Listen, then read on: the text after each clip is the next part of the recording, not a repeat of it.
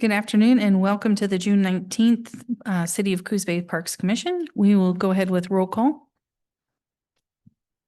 Patrick Bringardner. Jared Schmidt. Aaron Lyons.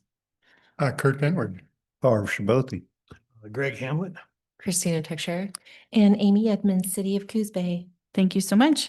We do not have anyone register for public comments, so we'll move on down to action item 3A, quarterly kayak vendor report.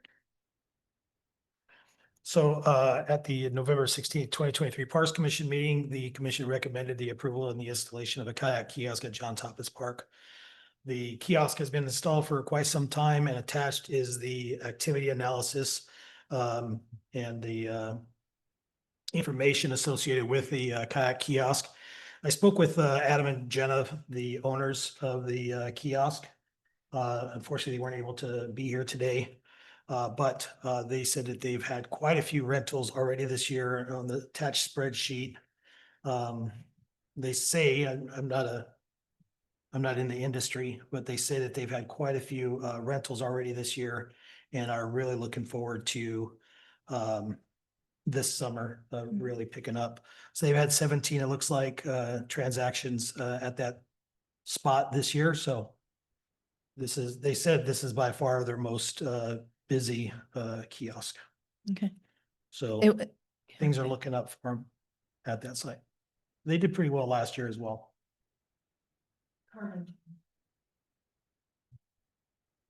Yeah, when I saw the report, I wondered if it was financially viable enough for them. But I'm glad to hear that it looks like it's going up because, you know, it looks like the total for the year so far is $990. So we'll see what, hopefully the summer brings them a lot of business and they can continue to be out there. So one thing they did mention is that a lot of the rentals that do happen there, they'll rent, and they won't just particularly use them at John Toppis. They'll rent them and take them to other locations as well. And as long as they get returned, they don't really care where they go. Of course, they're all GPS tracked and they know exactly where they're at all times, but they do rent them and take them to other locations in and around the area. And Greg, correct me if I'm wrong, it looks like there were 17 credit card applications, but a total of 47 total transactions. Yeah, and I haven't had a chance to really dissect this report, but I mean, 50 uses. 47 total. Yeah, that's pretty good considering we're not even in the summer yet. So that's pretty neat. Yep. That's a great thing for people who don't want to go out and buy a kayak. So. Yeah, I think some of the city staff has utilized it. Talking with some of the city staff, they've said that they've gone out and rented a kayak or two at certain times. So, you know, I wonder if I don't know, and it's their business, so I have no reason to say anything one way or the other, but I don't know what kind of public information or advertising they have out there.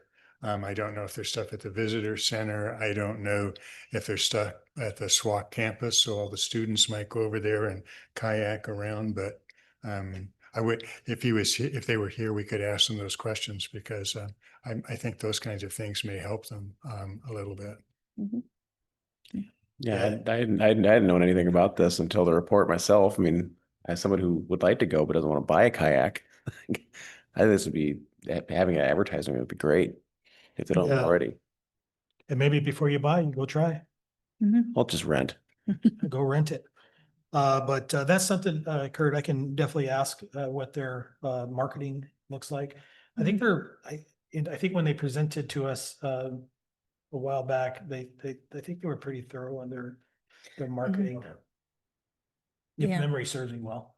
Yeah. But we could definitely find out if they, how they're advertising, maybe increase some of that. But I think they're pleasantly pleased with what they do. Okay, great. Great.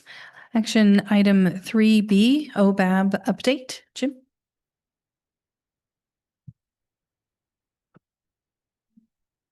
Good afternoon. I'm Jim Behrens, for those of you that don't know me.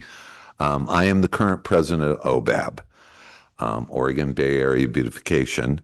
And from January until May 2005, our total effort involved 218 volunteers, 545 hours of volunteer labor. We picked up 27.75 cubic yards of trash, 41 cubic yards of debris, including English ivy, Scotch bloom, and holly and blackberries were removed. And we spread 5 cubic yards of mulch on some trails. And this is Coos Bay and North Bend. In Coos Bay alone was 170 volunteers, 425 hours worked, 27.5 cubic yards of trash and litter, 21 cubic yards of debris, Scotch bloom, ivy, and blackberries, and the 5 cubic yards of mulch was of course in Coos Bay, the Millicoma Marsh project. We are going to be in North Bend in July, and then we are coming back to Coos Bay for Toppets. So for those of you who aren't familiar with us, it's the second Saturday of the month. It's a 2-hour or less time commitment. If you can only spend 45 minutes, we can find something for you to do. It's no politics, nothing but come in and give 2 hours to a community project or less. And we have people that come on their lunch. They're only there for an hour. Few professional people show up for their lunch break. And we put them doing stuff they're comfortable doing, dressed as they are on a Saturday. We have our own website. We also are on Facebook. We usually get published in the Friday updates. So if you want to follow us, you can. If you're not inspired about a Saturday, I am going to mention to you Adopt a Block, which you can just go online and look up, and you can pick a block in your community and do whatever cleanup you're comfortable with, predominantly litter. They'll send you litter pickup things. If you have a lot of needles in your neighborhood, they'll send you a sharps container. You don't pay anything. OBAB doesn't have any dues. It doesn't have any membership meetings. It is show up, do, go home. Thank you for your time. Thank you. Action item 3C, quarterly budget status. So attached to this staff report is the update on the funds that the operations or that the city is involved with regards to park activities. Fund 01306. Fund 2 is where the parks capital lays, and also some of the pedestrian. Fund 02 is where the pedestrian and bicycle improvement lays. Fund 45 is where the parks capital falls into. Also on this report is the budget that that we track internally. We go over that monthly. In there is kind of a breakdown of all of the funds that we watch, and it's associated with parks, and then also the overall budget for the city. So if there are any questions regarding this, I'd be happy to try to answer them all. But this is the end of the fiscal year. This is going to be the last meeting that we have on that. This past Tuesday, the city council did adopt next year's budget. I don't have that with me today, but that will be effect July 1st. And so we have a new budget, and then the next quarterly update that we give on budget, we will see all brand new fresh numbers. So probably what you'll also see on this report that Kurt's thumbing through right now that's in here is we will also track and keep our archive our 25 expenditures. That'll be on the far right hand side. So we'll have our 26 budget tracking, and then we'll have our 25 numbers will be on the far right side, so we can see historically what we've done. We also track 24 as well, so we'll keep 2 years on that spreadsheet, so we can see what we did in 24, what we did in 25, how we're looking in 26. So this is something that we started this year, this fiscal year, started tracking that. This fiscal year, we started meeting in January on this. And so we just really kind of hone it and developing it. And I think we're at a good spot, but as with anything, it's evolving. And So it's fluid, and I think we're getting to a point now where we're landing in a really good spot with how we track our budgets internally. At a group level, versus at a city level. Any commissioner questions or comments? I have lots of questions, but it's because of ignorance. And so I'm not going to waste everybody's time and try to go over some of the line items and how all those reports relate to each other. And maybe sometime in the future, somebody can sit me down and say, well, Kurt, this is what this really means. And that would be really helpful for me. I have a couple of general questions, though, other than just line items. And again, they come from ignorance. So when I look at these budgets, there are some line items where we haven't expended the budgeted amount, which is great. So like the one you guys use for tracking, for example, there's contractual and the budgeted amount's $131,000 and there's $60,793 left. The question isn't so much about what you spend it on. My general question is, if you don't expend the funds in a line item in the budget for the parks, does it carry over to the next year or does it go back to the general fund? So I think you're talking about. But it doesn't matter. It doesn't Let's just matter. talk about, listen, in '01, the general fund, which is where the parks is funded.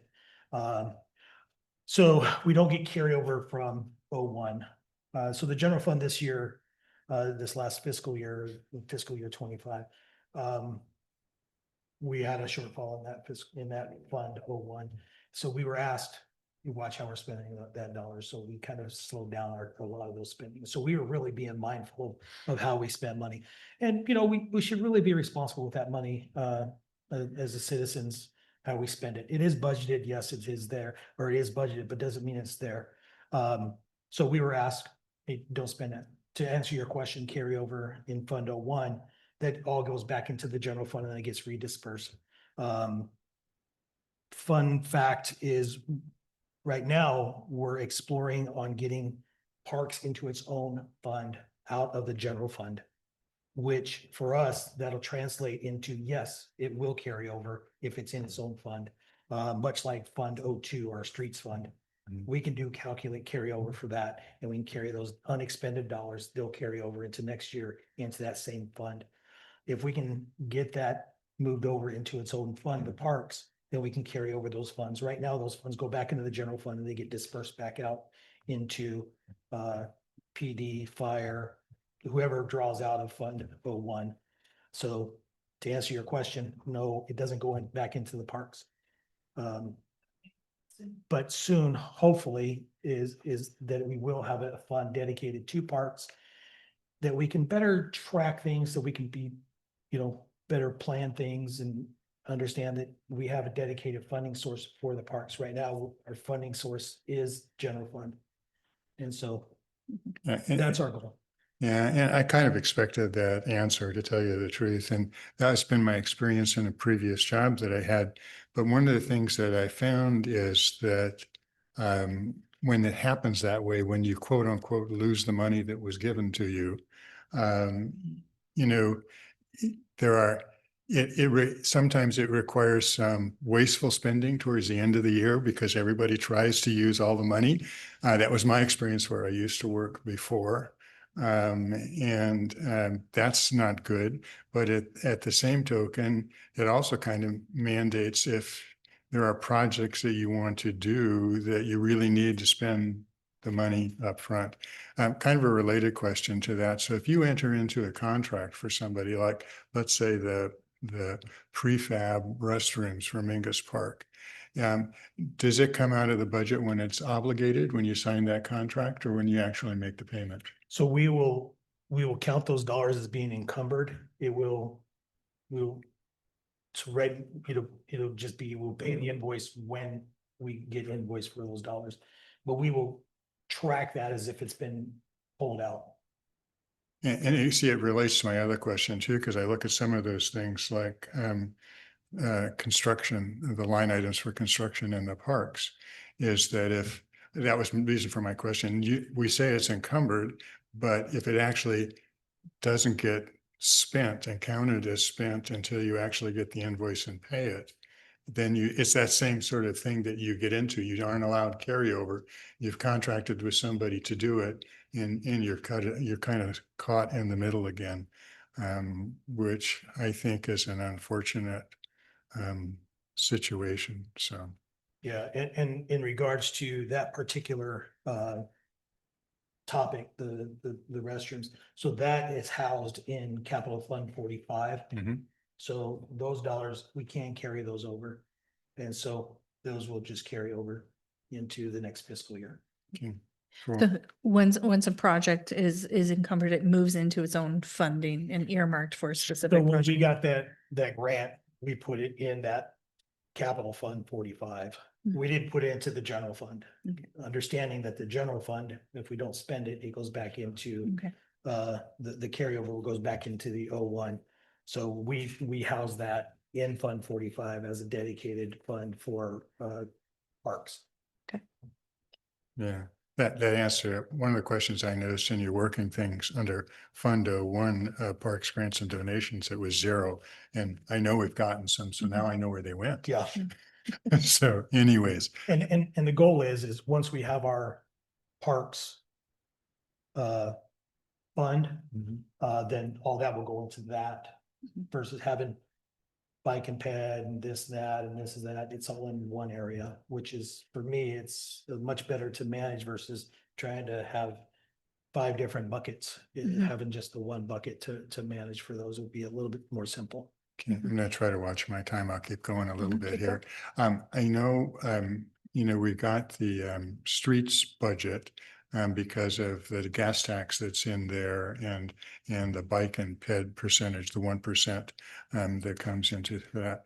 I was curious, however, about parking lots inside of the park and designated roads inside the park.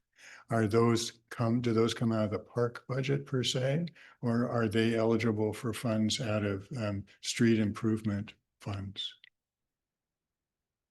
So those would come out of parks capital.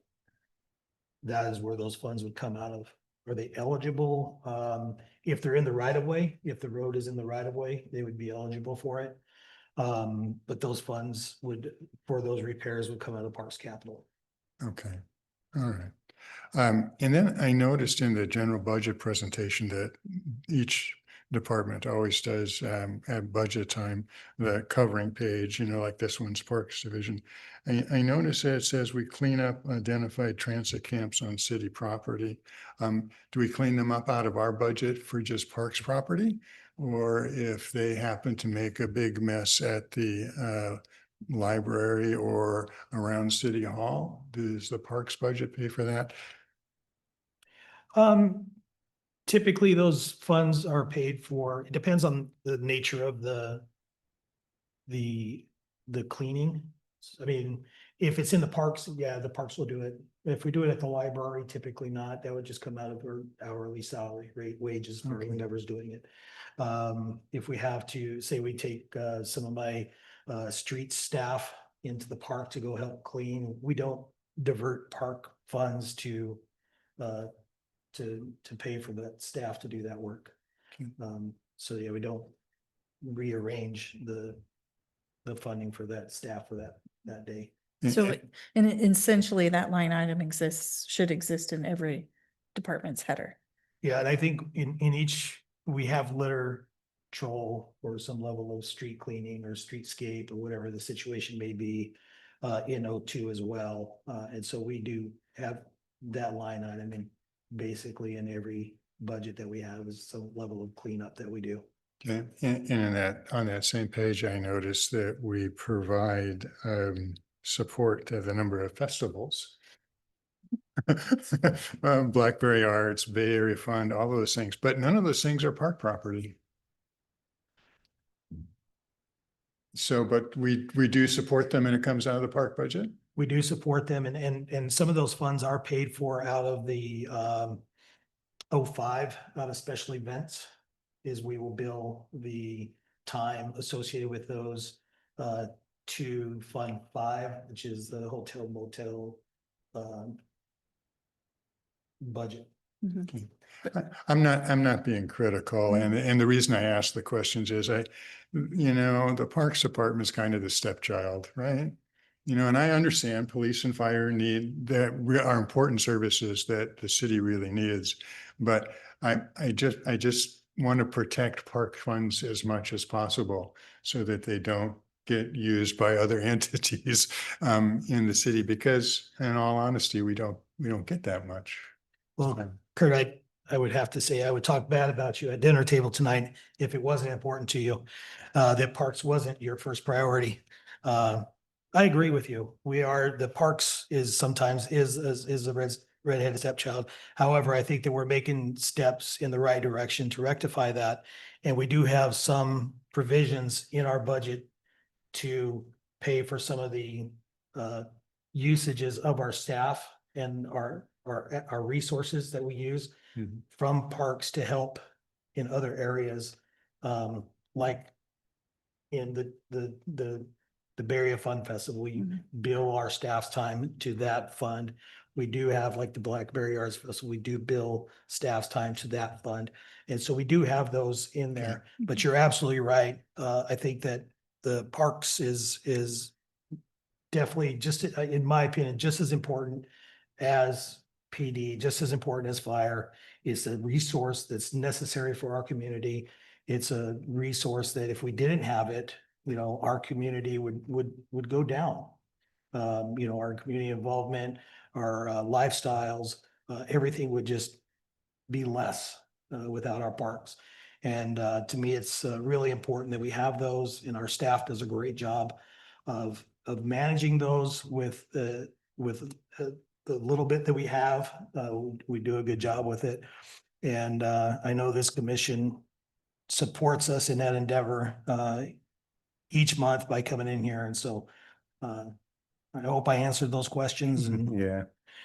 And I was going to add that that's not an unusual situation. Quite honestly, I think every municipality I've ever been in, that's exactly the same situation. It's also the same situation at the state. State Parks and Recreation does not get any general fund. They don't. All their dollars come from user funds or grants. So it's a society issue almost, if you will, in terms of the investment directly into parks. It's just not there in almost any jurisdiction I've ever seen. Yeah, I agree with you 100%. We talk a lot about alternative funding sources, and I have some comments about that later when we do just general comments, but I look at these things and I just want to make sure that whatever park staff and the park is doing gets funded for their efforts. For example, and I was going to talk more about this when we talk about the capital projects are involved, but the boardwalk, for example, it's a park and we're responsible for it. And it's the park. We have really nice parks, don't get me wrong, and ones I wish people would get directed to. But for out of towners that are coming in, that's what they see first. And that's where they maybe stop and try to get a lay of the city and the community. And so I worry about signage down there, and I worry about it being a nice place for people to come. But that's all touristy stuff, for the most part. But do we get any money from hotel motel tax tourist stuff to help maintain the boardwalk? So, I ponder these questions because I know the parks need some help and some love, and it's just difficult to find the funds to give that to them. So, okay. Thank you very much, Greg. I appreciate it. no problem. So just kind of, let's talk about later on, we do have some capital improvement projects that I have suggested, the next topic. But just to talk briefly about that, is that the Urban Renewal Agency does have budgeted $250,000 this year for boardwalk improvements. It's urban renewal dollars. I don't know where those dollars come from, just from the Urban Renewal Agency. And so we do have some projects slated for the boardwalk this year. I think it'll improve it. Today, a few weeks ago, or maybe about a month ago, month and a half ago, staff went down. We replaced the handrails coming from the entrance near the fish market, the north ramp going down. We replaced the handrails all the way up into the glass pavilion. Today, staff went down and painted them because we're going to put some new interpretive signs. Going to be going in next week. So we got the handrails were painted today. The bulwarks along the exterior of the boardwalk, they were damaged just by age, rot, and whatnot. So around that same time, a couple months ago, staff went down and we replaced 10 or 12 of those from some wood that we had stockpiled down at the city shops. Worked perfectly for it. And we just got to repaint those. We were just waiting up on good weather. So that's going to be a project that happens probably in July. And so we do have some other topics that we're going to talk about here in a few minutes. But we do have some funding dedicated towards the boardwalk that I'm really excited about getting that done. And so, yeah. Any other commissioner questions or comments about the budget as presented? Okay, we'll move on down to the exciting 3D fiscal year 2026 proposed capital improvement projects. Right. So the city has designated the Parks Commission as advisory body related to bike and pedestrian improvements throughout the city. As such, staff will be engaging the commission during the design process to discuss when and where to designate pedestrian bicycle facilities for future projects for arterial and collector road projects. Staff representing the proposed 2026 spring summer capital improvement projects to the commission today. So I'll just go down these. Won't go into great detail on each one, but I'll talk briefly about each one. So the boardwalk improvements, the first one, how fortuitous. Kurt, we'll just go ahead and dovetail onto the last topic. So staff is proposing to re-roof the 3 structures that are down there. The roof that's down there now it's kind of a stacked roof with 2x6s, and they're offset just a little bit to allow the rain to fall down in between, and then they're slatted to let the rainwater come out. The top boards have warped. I think they were the original roof that was installed in '94.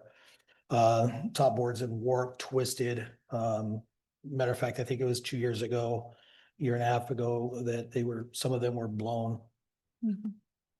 Pretty much off. The gable top was the sheeting on top. The flashing was ripped off of one of them. At the time, we made some repairs, but right now what we're suggesting or what we're proposing is taking that top layer of wood off and replacing it with a metal roofing. Very much similar to what we did over at the softball restroom. We just replaced that roof. Staff is expecting that cost to come in at about $100,000 to replace the roofing on all 3 locations. 110,000 ballpark. The second project that staff is proposing is to install a landscaping wall along the southern section of the boardwalk south of the ADA ramp. We get a lot of folks that jump the barrier to get to the south ramp.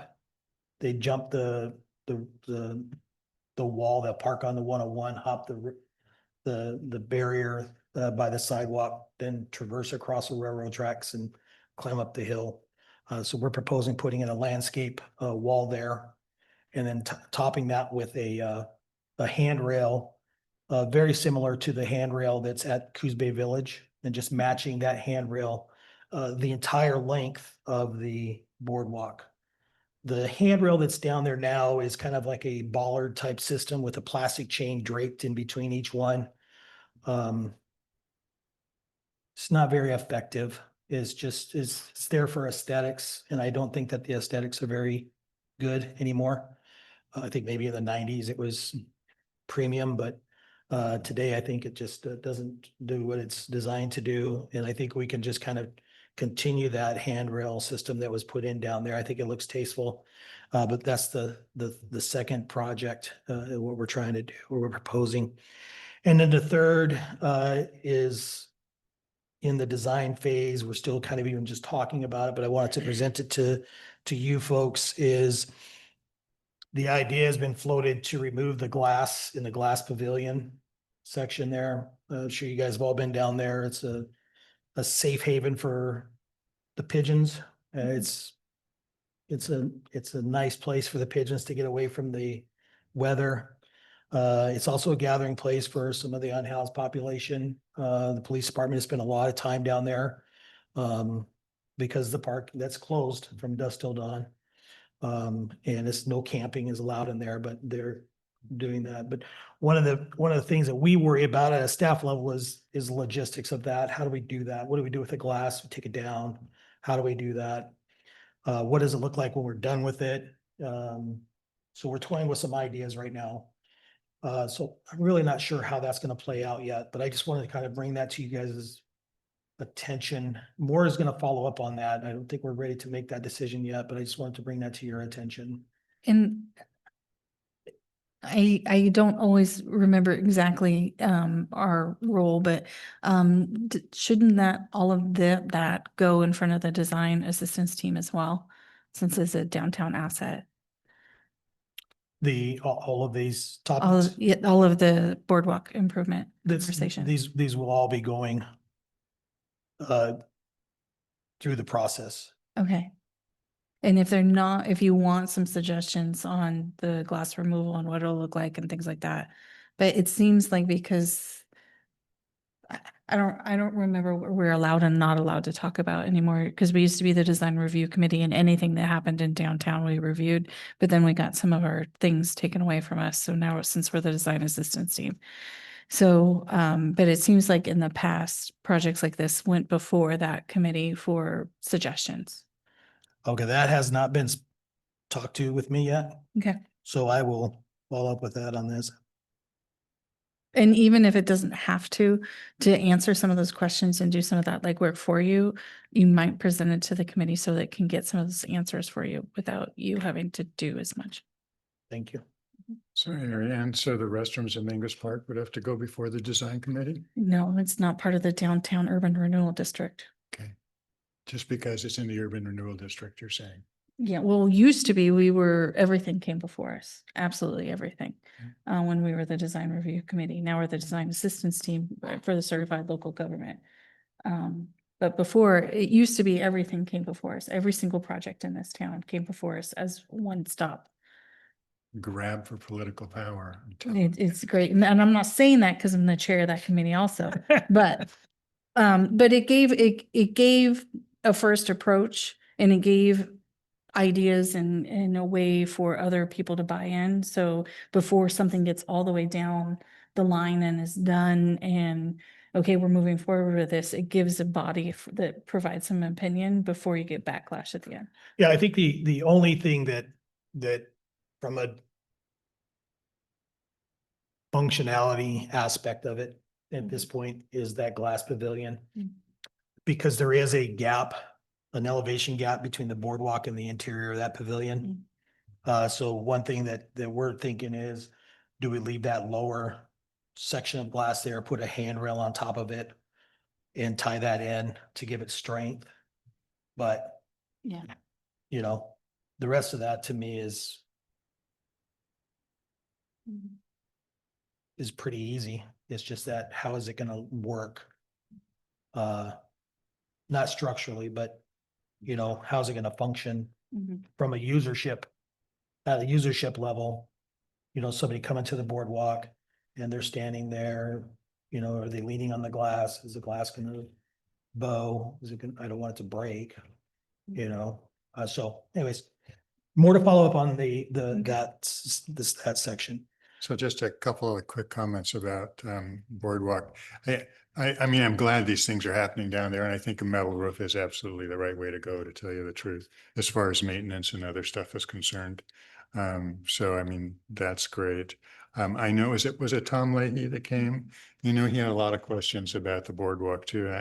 I don't know if any of these necessarily address some of the difficulties he had, but I still wish we could get out, you know, as a commission and look at some of these places.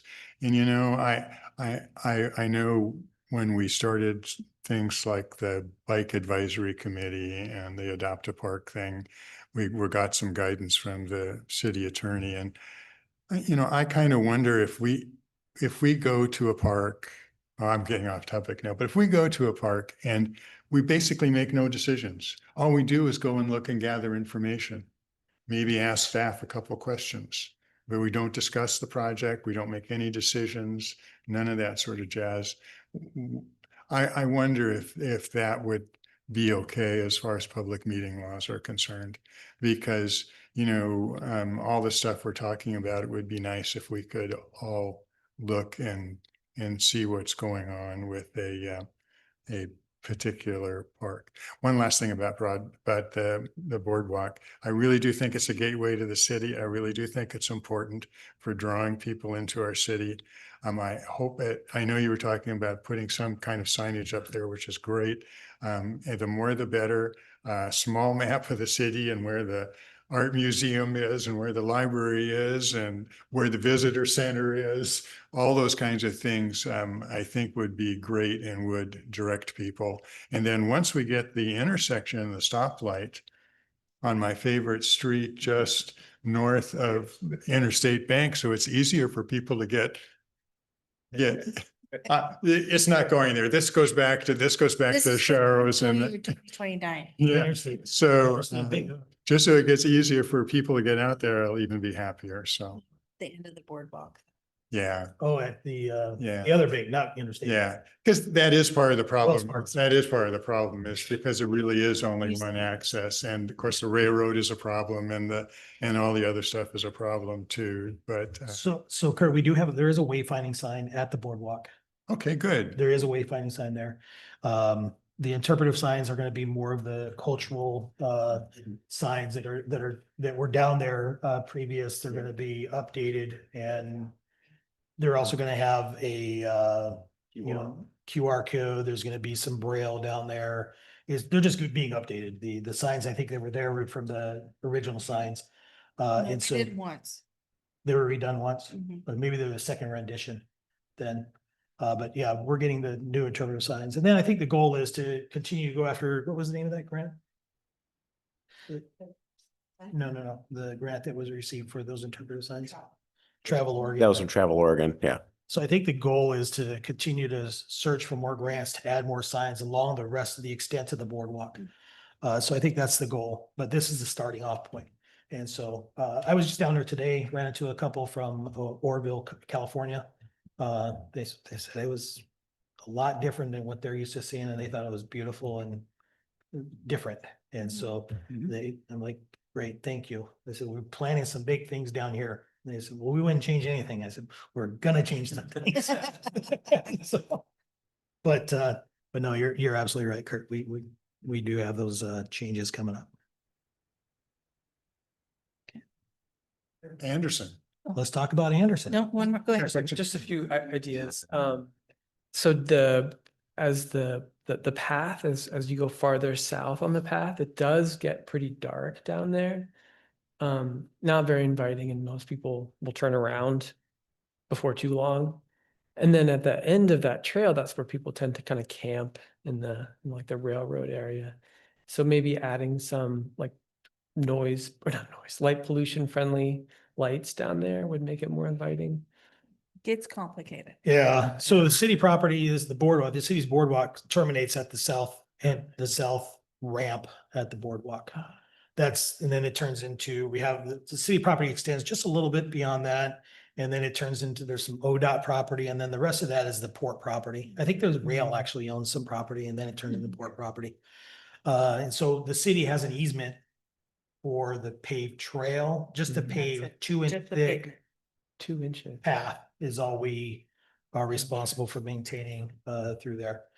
So we don't have any ownership of the dike, of of anything down that far. The only thing we have maintenance ownership of is the 2-inch pavement along that. Okay. And then one other suggestion would be to put like a striped mark down the middle of the path. Just people like to go down there and run, and just to kind of have an idea of the, like right and left. And then like stay to the right, stay to the left. And maybe some mile markers. I know it's yeah, so for people that do go down there and walk during their lunch breaks, and I think there are a lot, kind of having that painted striped little path and some distance markers, it could be 1/4 of a mile maybe. The port does have a survey out, so if you want to fill out the survey for the port, they're asking general community questions. So, Yeah, And then the glass, I think my opinion about the glass is that it was probably expensive to install. And it does block a lot of wind for people who want to sit south of that. Like they go down to that little fish and chips place, get some food and bring it back up to the docks. Or even that they get some food downtown and want to go eat on the docks. When they sit at those picnic tables, there isn't wind there thanks to all that glass. And I think if we're worried about people camping in there are probably ways to make it uncomfortable for people to camp in there. So they kind of get in around the corners. And so we could put like some planters in there. I'm sure like plants would love that. It's out of the wind, the glass, they're still getting sunshine, but putting things in the corners just to keep people from kind of nestling in there. I think it's a nice asset. It makes it comfortable in the summer, and it makes it possible to have an event in there. Otherwise, it would be very difficult to have some kind of event with all the wind. And so, to spend all this money to take it out, just because people are camping in there. I mean, it's a sign that it's comfortable and it's working. Just need to find a way to make it more, if people are camping in a forest, you don't just take out the forest. You just find ways to make it more people are more likely to use it for its intended use. so I think, can we put that for discussion next time? Is the boardwalk further discussion, and then it's all the Parks Commissioners' homework to go and take a look at the boardwalk before the next meeting? And then Kurt, back to your comment about, the nice thing about Zoom is that we all have Zoom in our pocket. So if we just happen to not all be in this room, but we're Zooming from the park, that might be a loophole. I still think if we met and really did make any decisions, I don't know if it's a public meeting, but maybe it is. Patrick, I was going to tell you, I don't know if the current condition, but a while back, I think both Jamie and I brought up the fact there's a lot of erosion on the edge of that trail that goes down there, the paved trail, and it's right up against the asphalt too. And the issue that came up when we talked about it was, well, you got to involve the port, and then and it's unfortunate that sometimes the levels of bureaucracy get in the way of doing some things. And that's kind of what happens down there. Well, because if, I don't know how many people participated, but this was a couple of years ago. We had a great presentation from, I think it was an urban planning graduate student from U of O. And she took a look at the boardwalk and the dike that's along there and looking at rising sea levels and utilizing a linear park structure along there to mitigate some of that. And if you want a great, although much larger example of that, if you look at the southern tip of Manhattan, they just redid their entire park structure down there to accommodate for rising tides and then floodwaters. So the park space is utilized when it is not flooded, but then when it is flooded, it creates a barrier for it coming in and damaging the downtown. So, but that's like a $1.8 billion grant, but we can always dream. And just one other, I almost forgot, some kind of kayak ramp down there would be great. It's a great place to kayak in the bay. And makes sense for maybe out of towners. I want to kayak in the bay. That would be the place that they probably would go, but there's just nothing really there. And we had that analyzed at one point, and I think that they got a grant to, and maybe you've never put it in because I've never gone and looked, the kayak launch near the History Museum. Is it there? Is the kayak launch there? Or they got a No, grant for it, but they didn't put it in? There's, I'm not sure of a grant Okay. lifetime, but there's not a kayak launch there. There was, oh no, wait, back up, hold on a second. There was a grant, there was a kayak launch that was installed. It was installed at John Toppet's Park. So they looked at several locations and they ended up at John Toppet's Park. Because part of the comments was that it would be great to have one there, but crossing 101 and the railroad tracks and unloading. So they thought with the redevelopment of Front Street and the potential for some parking lots that the city has done and potentially will do in the future, having where you can park and it's a lot closer for people to carry it. And so launching by the History Museum there, which is kind of cool because it's near the posts and piers and things like that. So it might be a little bit easier of a launch space. That's correct, yes. Yeah, and I was just also say, Patrick, we've got a grant in for 30% planning for the Front Street project. And, so bring that up again when we start reviewing stuff for the Front Street project down there about, hey, is there any way to possibly put in some kind of kayak? Just to get stuff done, it's collective memory and knowledge. Because we're not all at the same place at the same time, so, but yeah. Mhm, mhm. All right, Anderson. Anderson. We're looks like sucking up all your time. No, I'm here for you guys.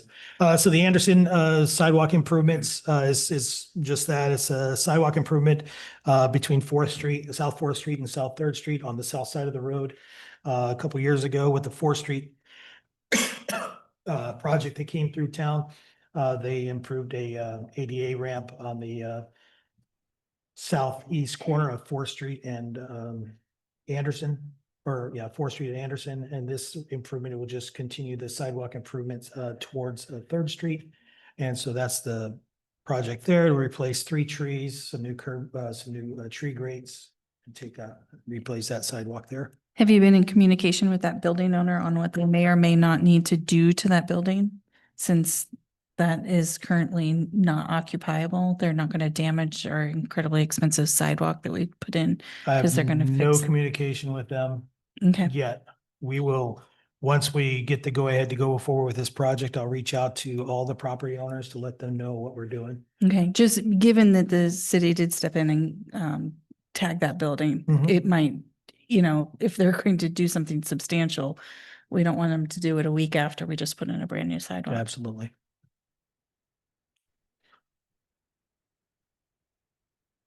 The next project is going to be Commercial Avenue between Third and Second Street. So this project will be very much akin to the project that I did between Third and Fourth Street. Less the sidewalk improvement on Third, between Third and Fourth. So this is going to be it's going to be the intersection of North Second to just shy of the intersection of Third. We don't have to do any improvements there because they've already been done. So we're gonna go from the intersection all the way through to Commercial, to Third. We're gonna replace 4 ADA ramps. The sidewalks are all in decent shape down there. So we're no proposed sidewalk improvements at this point in time. Yeah, with that project. Is, one of the city's parking lots that has that one-way exit out onto Commercial. So I guess that will kind of be blocked for a while we're doing this. It's the one that runs along the backside of the law office there. It's just one way. The only way if you go in and park in there, it's all angled in parking, and the only way you get out is to go out onto Commercial. I mean, there is another way to get out onto Third, but that's not the way that, it's no big deal. It just is that it will affect parking in that section. So yeah, it will, but just for during construction, the work will be, the contract will have to make arrangements with the local business to allow businesses to access to their businesses. Just like we do on every project. The Second Street parking lot there on the intersection of Second, just to the east of of Second, South Second, sorry, North Second. will be accessible at all times. And then the law offices, yeah, they'll be, when we're doing the grind and inlay activities there, they'll have to Yeah, make because other it's, arrangements. it's this parking lot, because the way into this one is this way, and that's the reason why everybody parks that way. Mhm. And the way out of this one is onto Commercial Survey Parkway. So basically, that parking lot right there probably won't be usable very much. when It'll, we're doing- it'll probably be limited, access into that parking lot. You still park in there from the access off of Third Street. And You'd then have to back out. also off of Second Street. Might not, all those stalls might not be available. We might close off that section of the parking lot during Yeah. the construction time. There's a fair amount of people that park there. But we're not doing any concrete work that'll prolong that. So that Yeah. would just be for that one day, probably. The grind one day and then the paving activity the next day. The next project is, unless anyone has any questions or comments on that. The next project will be the Lockhart Avenue between Front Street and South Broadway. So this is down by the transfer station, or down by McCutcheon's, Morgan Vet, Morgan, not Morgan. not Morgan, Hanson Meekins. Behind O'Reilly's. Yeah, So Hanson that, Meekins. so that's a gravel road. It's Yeah. been a gravel road for a lot of years. It's been a bombed out road for the last several years.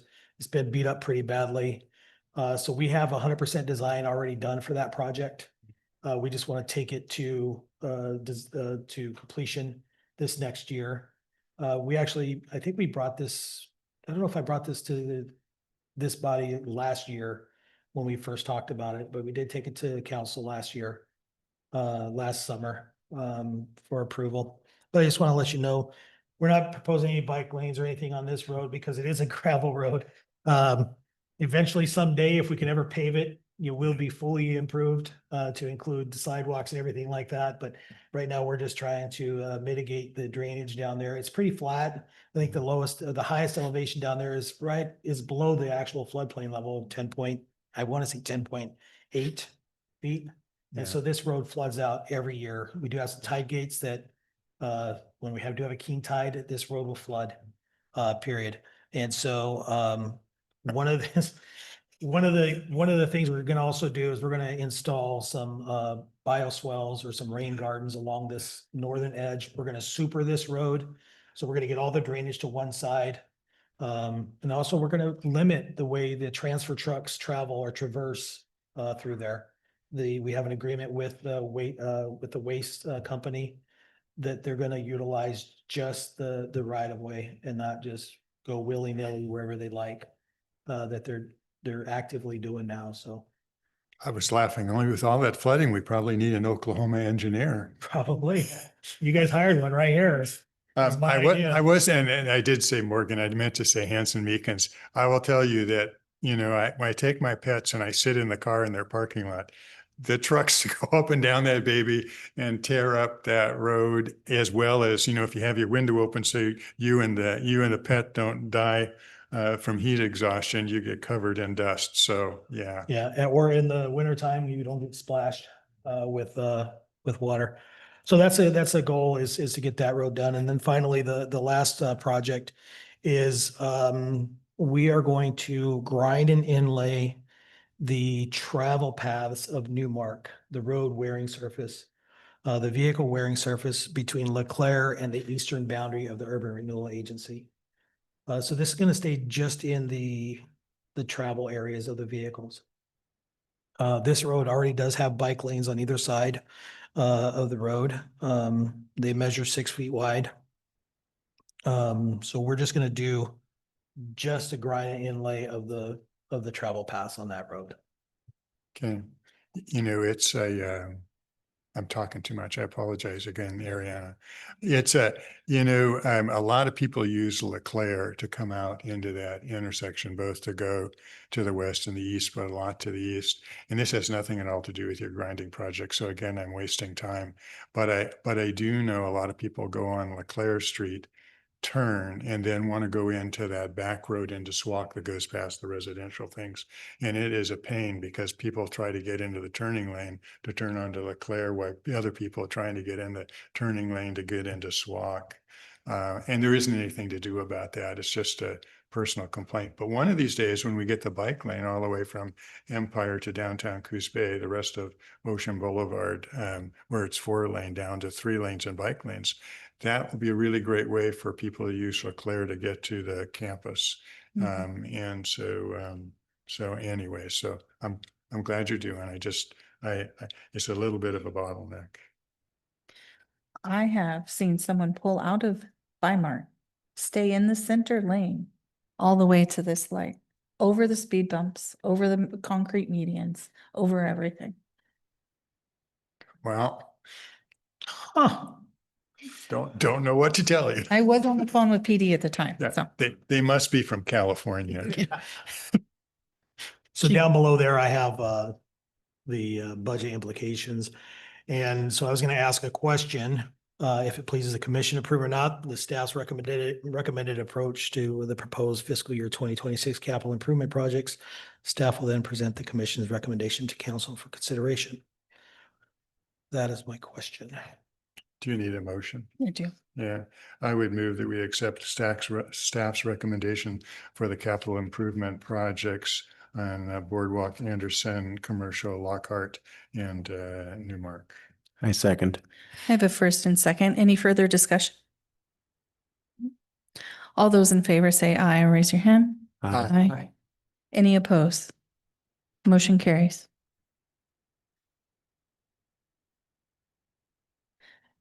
All right, park-related projects and grant updates. Staff provides monthly park commission updates on grants, capital projects, and park operations to keep the commission informed, engaged, and involved on ongoing park initiatives. The Mingus Park restrooms, T-Mobile Hometown Grant, a 50,000 request submitted on January 15th, 2025 was not selected for funding. KFC Foundation, a $10,000 application submitted on April 3rd, 2025 was not selected for funding. Oregon Community Pass, the city submitted an application on January 13th, 2025, requesting funding for 30% design of the downtown multi-use path. The grant requires a 10.27% match. The Oregon Transportation Commission Committee released its funding recommendations, and the city of Coos Bay's project was placed on the alternative funding list. The final project approvals are scheduled for July 31st, 2025. TGM, the city is preparing an application for submission by July 31st, 2025 to support bicycle and pedestrian planning, including updates to the city's transportation system plan. I am soliciting letters of support for that grant application. Mingus Park Community Building, the National Register of Historic Places. The Mingus Park Community Building was officially placed on the National Register of Historic Places in May 2025. The nomination submitted by the city in June 2024 was reviewed and approved by Oregon State Advisory Committee on Historic Preservation in February 2025 and accepted by the National Park Service shortly thereafter. To celebrate the listing, the city will host a cabin celebration day on June 28th, 2025 from 11 to 3 at the Mingus Park Community Building. Jamie Faraday was a lot of help with that, so I greatly appreciate that. And then Coco was very dedicated to placing this on the National Register. Marshfield Pioneer Cemetery, Oregon Historic Cemeteries Grant. The city applied but was not awarded funding through the 2025 grant cycle. Preserving Oregon Grant, the city submitted an application to support urgent preservation work funding. Recommendations will be finalized June 2025. Staff will provide an update when award status is confirmed. A crowdfunding campaign, Ignored No More, Just Give 4, will continue this summer targeting Marshfield High School alumni, especially those attending reunions, to raise additional support. For capital improvements, the Mingus Park restrooms, the city continues to make steady progress on the restroom improvements. At the baseball field, the roof has been fully replaced, outdated skylights removed. Electrical service has been extended to support lighting in the future. All fixtures have been removed and replacements have been ordered. A new drinking fountain has also been installed. The The prefabricated restroom unit has a 10 to 12 month lead time from from contract execution to installation. Staff are coordinating the remaining work and finalizing an installation schedule. A project update was shared with the Judith Ann Mogan Foundation on May 6, 2025. Safe Routes to School, the draft SRTS plan was reviewed by Park Commission and Project Management Team, both of which provided valuable feedback to help prioritize projects. Key concerns included presentation quality and omission of the information related to Sunset Middle School. On April 9th, Alta Planning met with the PMT to confirm priority routes, clarify construction eligibility, and consolidate comments. As of June 13th, 2025 deadline, no additional comments were received. Alta Planning will proceed with finalizing the plan for submission to ODOT. While formal adoption is not required, incorporating the plan into the city's TSP may improve the city's competitiveness in the next phase of the January 2026 SRTS construction grant application. Mingus Park Community Building Foundation Stabilization. The historic 1940 WPA D-Log cabin continues to undergo safety and structural improvements. The city awarded a $47,432 contract to Terra Firma Foundation Systems for helical pier stabilization. Cement stairs on the east facade were removed. A wooden platform was installed for fire egress. Terra Firma installed 11 helical piers to stabilize most of the structure. The original intent was to install 16 helical piers. However, the existing foundation transitioned from concrete foundation to a stone wall foundation. Terra Firma was not able to install the final 5 piers on the stone wall foundation due to point loading. Lower Empire Lake Road embankment repair, formerly titled the Lower Empire Lakes Road Repair. This project advanced into the construction phase following bid opening on April 30th. 6 responsive bids were received and Johnson Rock Products was awarded the $31,240 grant. Construction begins on June 2nd with excavation, backfill, and guardrail installation completed by June 4th. The asphalt, paving, and crack sealing finished on June 12th. A substantial completion walkthrough and punch list will be conducted in the coming weeks. Staff continues to evaluate whether a new lake bed survey is needed as current modeling is outdated.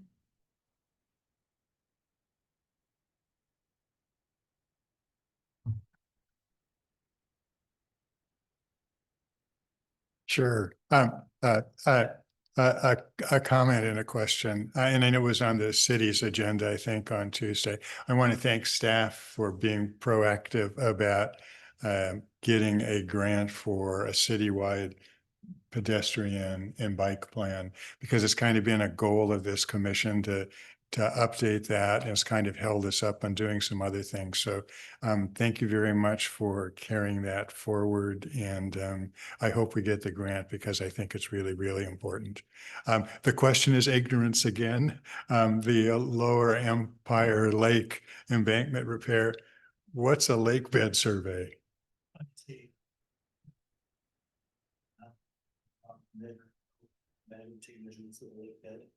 And why, and that's important because we're worried about whether it goes over that road again or what? No, the reason is because the state water resource folks want to change the classification of the dam. They want to change it from right now we're a low priority dam. That dam is, but they want to change it to a high risk or a substantial. We don't think that it rises to that level, but I think they do. But we differ in opinion on that. Okay. And that changes the insurance requirements. It changes a lot of things. It changes spillway requirements. It changes the overall, it changes a lot. And so that's one of the reasons why. Okay. And then the couple of spreadsheets, which are always great for the restroom project and for the community buildings fund strategy. You know, one thing I look at those and they're great and they're totally understandable. but we have to pay for building permits on the community building. But we don't pay for building permits on the Mingus Park restroom. It's not in that spreadsheet. And I was just wondering why we had to pay in one and not in the other. It depends on the size and the location of the structure. If a structure is located in the right of way, building doesn't regulate it. And in our park, in Mingus Park specifically, we have a lot of right of way that transects the park, the platted right of ways. And so the park is not solely one property. It's dissected by a lot of right of ways that go through that park. So the community building is in a right of way, but the Mingus Park restrooms are not? Is that what I'm being told? I can speak up here some. Yeah, There's some budget or information on one sheet that is not on the other. So they're not exactly identical. So I apologize and I can fix that. But part of the reason is that you will find that some structures, if it's located in the right of way, we will not have to pull a permit on it. Okay, and those permits are city permits or state permits or what? Building permits are going to be state and we have to pay for permits for those. From the state, so we're not paying city permits. We're not paying city. Okay, permits. cool, thanks. And then also just want to let you know on the Mingus Park Foundation Stabilization Project, like Christina said, well, there were 16 helical piles that were supposed to be installed. If you're looking at it from the inside out, somebody in some time, there is a concrete, looks like it's a concrete foundation throughout the entire thing. The plans, the original plans show a concrete footer throughout the whole thing, but somewhere in some point in time, it changed. And so we discovered that the northeast corner transitioned from a concrete footer to a stone footer. And so that's why we were not able to install those last 5 helical piles around that northeast corner. And so we got 11 of them in to prevent further foundation movement. Commissioner questions? No? All right, we'll roll down to future agendas. Anyone have any additional comments? And a reminder that the July 3rd work session has been canceled, so we will not be here on July 3rd, but we will be meeting on July 17th for our regular meeting. And if you have any items that you would like to add to the agenda or for work session or meetings, just let us know. And then also we're moving on down to staff commissioner and closing comments. We'll start down at the end. Patrick? So we're getting ready for the firecracker, the run on July 4th. And our current route goes, it's the trail almost at the scout cabin and it goes up to Park. It's very steep and there's a lot of erosion. So one of our board members is worried about safety. And so I was asked to I was asked by the board to ask Parks Commission if a trail needs maintenance or even rebuild because of, I mean, it's very steep, it just goes straight down. And a lot of kind of modern, switchbacks are a great way to help prevent that kind of erosion. How does that, can we volunteer the group that maintains and builds trails at Whiskey Run to come into the park to help rebuild the trail in a way that's more sustainable? Sounds like a great Adopt a Park project. Absolutely. Yes. Yeah, you go through the Adopt a Park pilot program, or we do have, if it's a volunteer, we do have a volunteer packet that if you want to get a group of volunteers to come in and do some stuff. Yeah, absolutely. But most likely it would fit the criteria, the Adopt a Park program, which we have the Absolutely. the booklets on that. So what it would be is you would create the project, you would present it to the Parks Commission, we would approve it, and then you would get all of the requirements that the city needs done and out of the way, and then you can recruit volunteers and dollars for that specific project and get it completed. And as a member of the Adopt a Park pilot program, I think you'd have an inside track, Patrick. Mhm. It is steep there and it does get, Yeah. I haven't been on it for a while, but it has really eroded. And there's, when the Adopt a Community building, Jamie was involved in Coco and some other people, even the little bit of trail that went behind the cabin, they put those like log Mhm. runoffs to the side, even without rerouting the whole trail and switchbacks. I think it could be improved with just some of those and filling in some of the really badly eroded things. And that probably wouldn't be terribly, a lot of effort in order to do it, I think. So. Well, are y'all good, Pedro? Okay, cool. That sounded awesome. I'm like that they voluntold you for a thing just now too. So Uh, what do you have to say? I was going to give Greg and his team and Christina before she left tons of kudos and credit for the boardwalk project and the signs that are about to be installed. I drove past and saw the railings. I was like, oh, those look really nice. I'm really looking forward to that project being completed. It's been a long time in the works, a lot of collaboration, and I'm honored to have been a small part of that in my position with the Coquille Indian Tribe. Those panels that were drafted, the ones that I didn't do, those are great. The ones I did, no, just kidding. But I'm really happy that that project is going to be completed and off everyone's plate until we take on more. So thank you. Ooh, I get to talk again. On the way here, I went by the lower tennis courts at Mingus Park. All the poles are down, all the stuff's picked up. There are already some young people out there on skateboards on the old tennis court side. So I mean, I'm glad it's finally resolved and it's all done. So I saw a City of Coos Bay truck down there a few days ago too. So I'm sure they were involved in hauling some of the stuff off. So I appreciate everyone involved in that, staff and volunteers for getting it squared away.